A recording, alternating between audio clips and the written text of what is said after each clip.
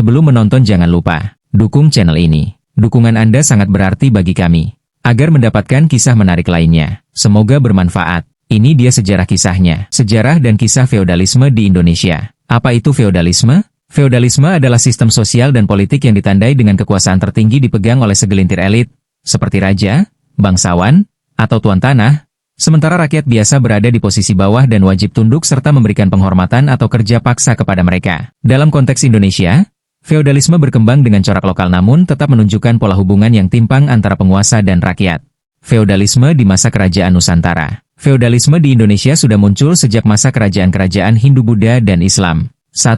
Masa Kerajaan Hindu-Buddha. Kerajaan Majapahit, Sriwijaya, dan Mataram kuno menunjukkan sistem feodal, di mana raja dianggap sebagai titisan dewa, dewa raja, dan bangsawan menguasai tanah serta rakyat. Rakyat petani harus memberikan upeti atau hasil panen kepada bangsawan atau pejabat kerajaan. Status sosial ditentukan oleh kelahiran, bukan kemampuan individu. 2. Masa Kesultanan Islam. Kesultanan seperti Demak, Banten, dan Mataram Islam meneruskan sistem feodal ini. Sultan dan para bangsawan memegang kendali atas tanah dan mengatur rakyat. Rakyat kecil sulit naik status sosial, kecuali lewat jalur militer atau agama.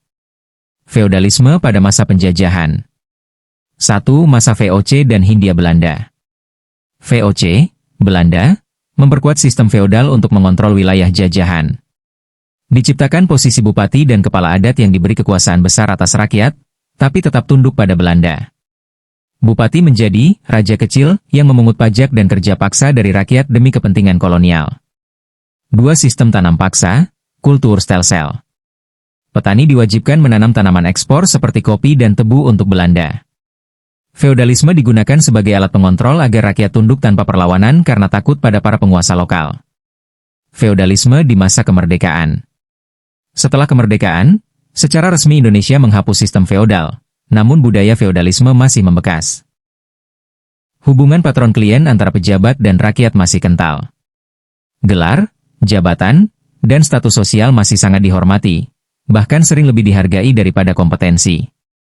Di beberapa daerah, pengaruh bangsawan atau keluarga kerajaan tradisional masih kuat, seperti di Yogyakarta, Cirebon, atau Sumatera Barat.